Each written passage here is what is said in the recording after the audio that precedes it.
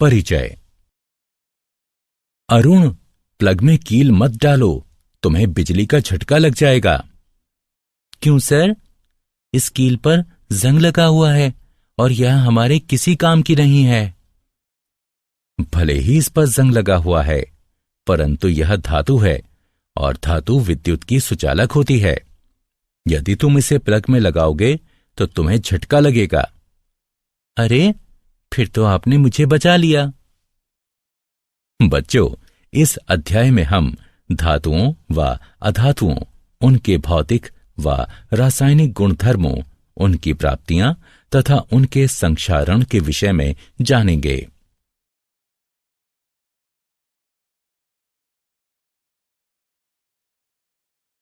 उद्देश्य।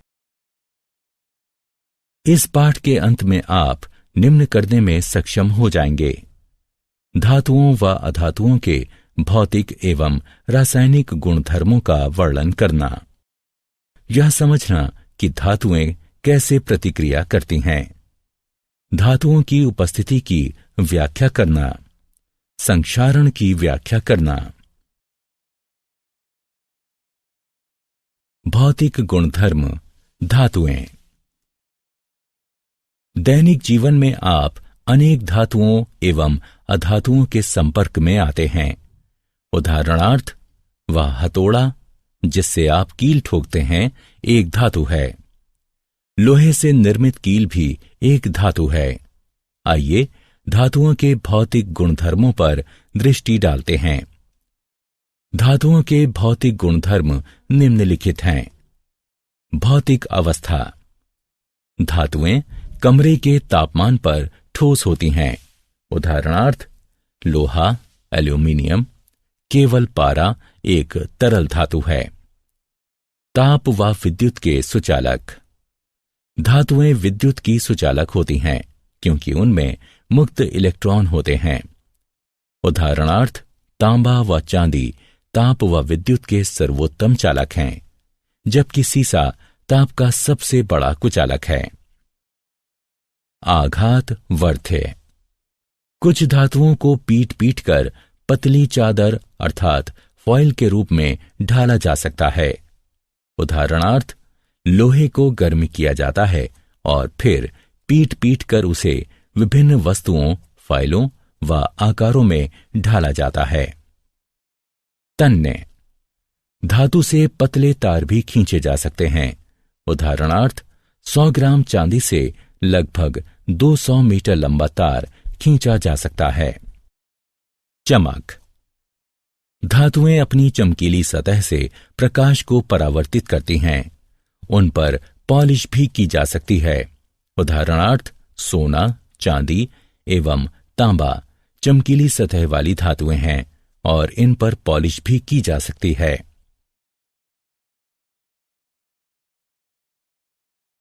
भौतिक गुणधर्म अधातुएं। आइए अब अधातुओं के भौतिक गुणधर्मों की बात करते हैं। भौतिक अवस्था। अधातुएं कमरे के तापमान पर ठोस, द्रव अथवा गैसीय अवस्था में पाई जाती हैं। गैस ऑक्सीजन, क्लोरीन, फ्लोरीन, द्रव ब्रोमीन व ठोस कार्बन। अनाघात वर्ध्य व अतन्य। अधातुएं भंगुर होती हैं तथा उनसे ना तो तार बनाए जा सकते हैं और न ही उन्हें पीटकर पतली चादर के रूप में ढाला जा सकता है। ऊष्मा एवं विद्युत की कुचालक। अधातुएं ऊष्मा एवं विद्युत की कुचालक होती हैं, किंतु ग्रेफाइट कार्बन एक अपवाद है क्योंकि वह ऊष्मा का सुचालक है और इलेक्ट्रोड बनाने के काम आता है। चमक न होना। अधातुओं में चमक नहीं होती और वे प्रकाश को परावर्तित नहीं करती।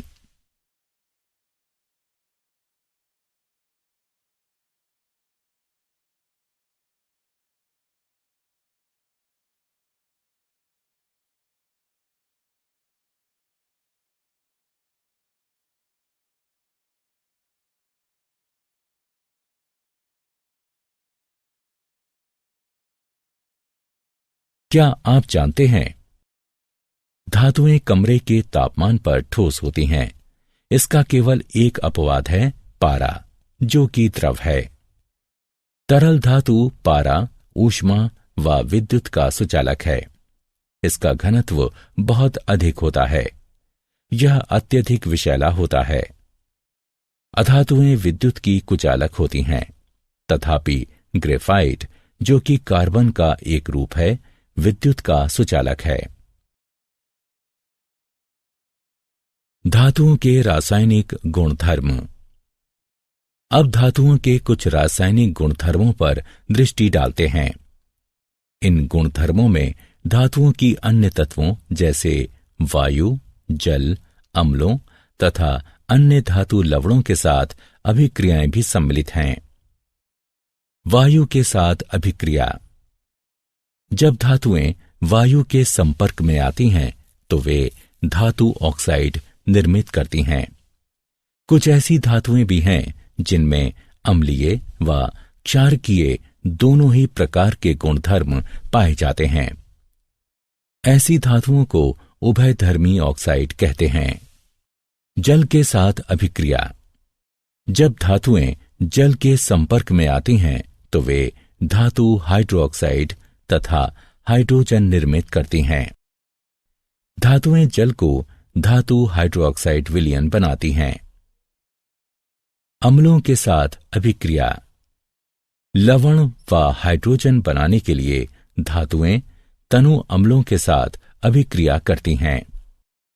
यह अभिक्रियाशीलता प्रत्येक धातु की भिन्न भिन्न होती है। तथापि जब धातुएं नाइट्रिक अम्ल के साथ अभिक्रिया करती हैं तो हाइड्रोजन गैस नहीं बनाती, क्योंकि यह अम्ल एक प्रबल ऑक्सीकरण करता है। अन्य धातु लवणों के विलयनों के साथ अभिक्रिया। एक अधिक अभिक्रियाशील धातु एक कम अभिक्रियाशील धातु को उसके लवण विलयन से स्थानांतरित करती है। सरल शब्दों में कहें तो यदि धातु आ धातु बा को उसके विलयन से विस्थापित करती है तो धातु आ धातु बा की अपेक्षा अधिक अभिक्रियाशील है। तथापि सभी धातुएं अभिक्रियाशील नहीं होती। इस अभिक्रिया में कॉपर सल्फेट में मौजूद तांबे को जस्ता यानी जिंक विस्थापित कर देता है।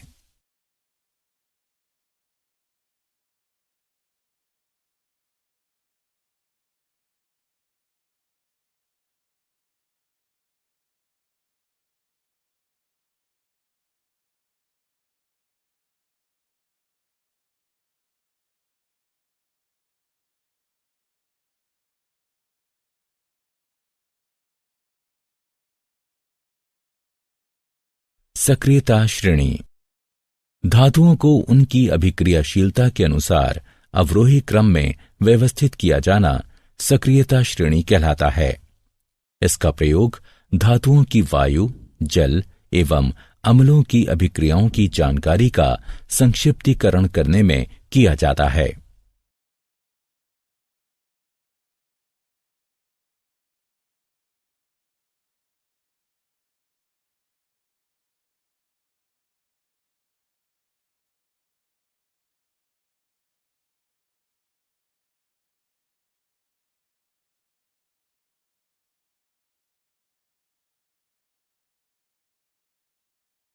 धातुएं एवं अधातुएं कैसे अभिक्रिया करती हैं। धातु के परमाणुओं के वाह्यतम कोश में 1 से 3 तक इलेक्ट्रॉन होते हैं, जबकि अधातु के परमाणुओं के वाह्यतम कोश में 4 से 8 तक इलेक्ट्रॉन होते हैं। अपवाद। इस नियम के 2 अपवाद हैं, हाइड्रोजन तथा हीलियम। इलेक्ट्रॉन का त्याग करने वाली धातुएं त्यागे गए इलेक्ट्रॉनों की संख्या के बराबर धनावेश अर्जित करती हैं तथा अधातुएं स्वीकारे गए इलेक्ट्रॉनों की संख्या के बराबर इलेक्ट्रॉन व ऋणावेश अर्जित करती हैं। जब धातु का कोई परमाणु 1, 2 या 3 इलेक्ट्रॉन अपने संयोजकता कोश से किसी अन्य अधातु परमाणु को देता है, जो कि उन इलेक्ट्रॉनों को स्वीकार किए जाने की क्षमता रखता हो तो उसे वैद्युत संयोजकता कहा जाता है। इसके परिणाम स्वरूप ये दोनों ही परमाणु एक निष्क्रिय गैस का ढांचा निर्मित करते हैं। किसी तत्व के परमाणु से अन्य तत्व के परमाणु में इलेक्ट्रॉनों का स्थानांतरण आयनिक यौगिक कहलाता है।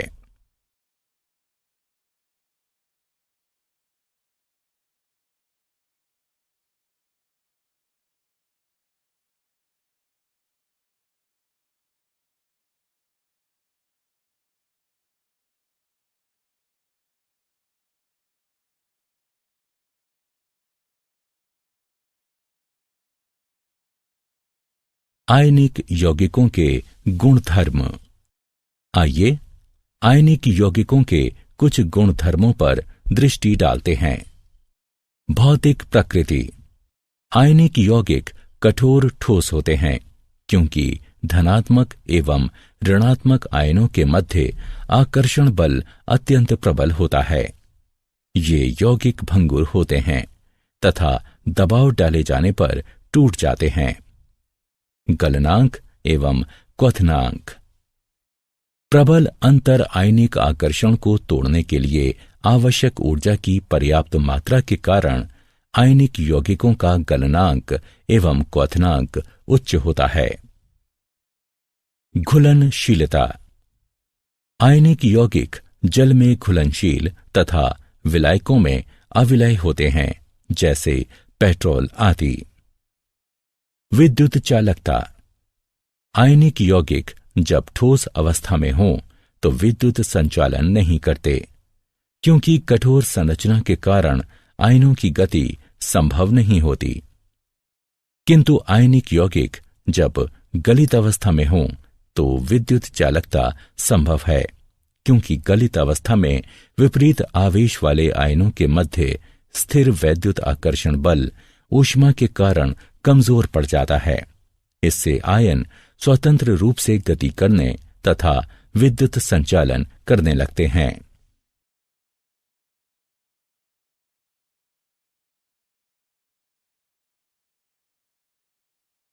क्या आप जानते हैं, चुंबकीय प्रतिरोध के छोरों की तरह धनात्मक धनात्मक तथा ऋणात्मक ऋणात्मक आयनिक आबंधों का अस्तित्व नहीं होता है।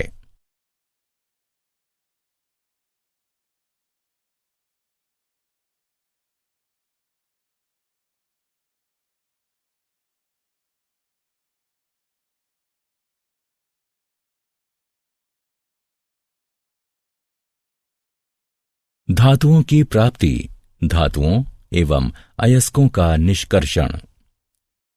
धरती धातुओं का सबसे बड़ा स्रोत है, तथापि सागर के जल में भी कुछ विलय लवण होते हैं।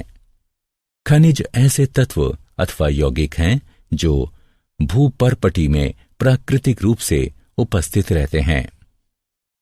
कभी कभी खनिजों में धातु की प्रतिशतता बहुत अधिक होती है, उनसे इसे निष्कर्षित किया जा सकता है। ऐसे खनिजों को अयस्क कहते हैं। अयस्क वे अशुद्ध धातुएं हैं जिनमें बालू व पथरीले द्रव्य बड़ी मात्रा में होते हैं। अयस्कों की ये अशुद्धियां गैंग कहलाती हैं। अयस्कों से धातु निष्कर्षित करने से पूर्व इन अशुद्धियों को दूर करना होता है। जब अशुद्धियां दूर हो जाती हैं तो अयस्क सांद्र अवस्था में आ जाते हैं। अयस्कों की इस सांद्रता को अयस्कों का समृद्धिकरण भी कहते हैं।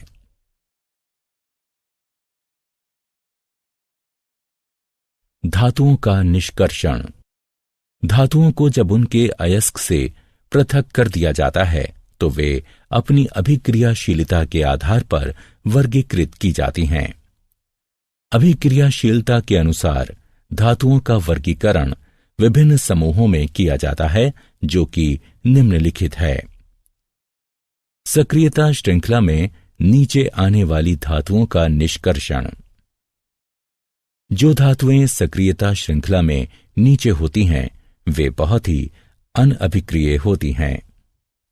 इन धातुओं के ऑक्साइड केवल गर्म करने से ही धातुओं में अपचयित हो जाते हैं। सक्रियता श्रृंखला के मध्य में स्थित धातुओं का निष्कर्षण। जो धातुएं सक्रियता श्रृंखला के मध्य में होती हैं वे मध्यम अभिक्रियाशीलता वाली होती हैं।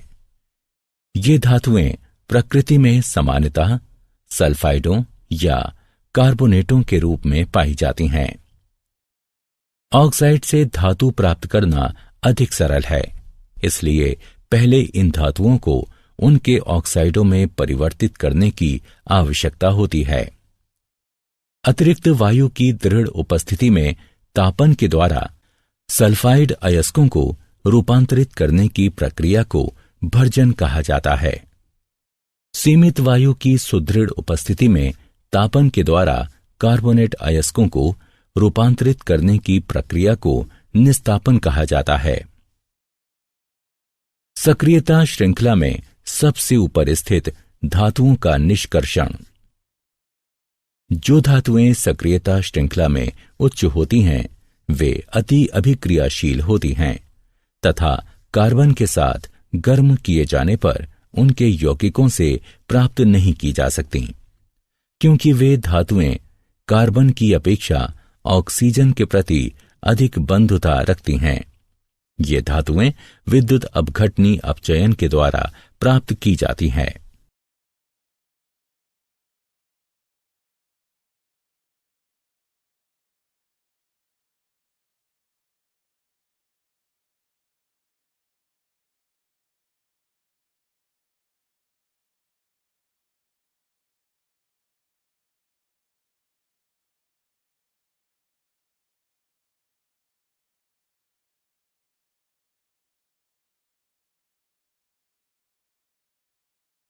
धातुओं का परिष्करण। अपचयन प्रक्रिया द्वारा उत्पन्न धातुएं शुद्ध नहीं होती, उनमें अशुद्धियां बची रहती हैं, जिनको दूर किया जाना शुद्ध धातुएं प्राप्त करने के लिए अत्यंत आवश्यक होता है। अशुद्ध धातुओं को परिष्कृत करने के लिए सर्वाधिक प्रचलित विधि विद्युत अपघटनी परिष्करण है। अनेक धातुओं का परिष्करण विद्युत अपघटन द्वारा किया जाता है। अशुद्ध धातु को एनोड तथा शुद्ध धातु की पतली परत को कैथोड बनाया जाता है। धातु के लवण विलयन का उपयोग विद्युत अपघट्य के रूप में होता है। विद्युत अपघट्य से धारा प्रवाहित किए जाने पर एनोड पर स्थित अशुद्ध धातु विद्युत अपघट्य में घुल जाती है। इतनी ही मात्रा में शुद्ध धातु विद्युत अपघट्य से कैथोड पर निक्षेपित हो जाती है।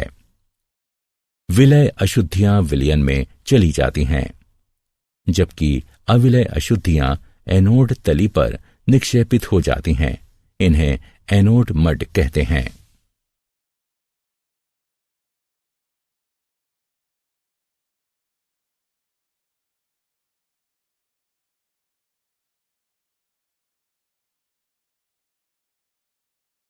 क्या आप जानते हैं चांदी, सोने व प्लेटिनम के परमाणु सरलता से ऑक्सीकृत नहीं होते, इसलिए चांदी, सोने एवं प्लेटिनम एनोड से टैंक की तली पर यूं ही गिर जाते हैं, जहां वे विद्युत अपघटन परिष्करण प्रक्रिया पूर्ण होने के पश्चात टुकड़े टुकड़े हो जाते हैं।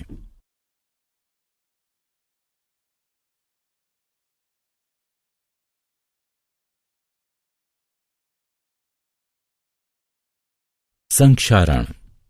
रासायनिक रूप से सक्रिय धातुएं वायु में उपस्थित आर्द्रता के कारण संक्षारित हो जाती हैं। धातु की सतह पर जल की उपस्थिति में वायु में मौजूद ऑक्सीजन की प्रजारण अभिक्रिया को संक्षारण कहते हैं।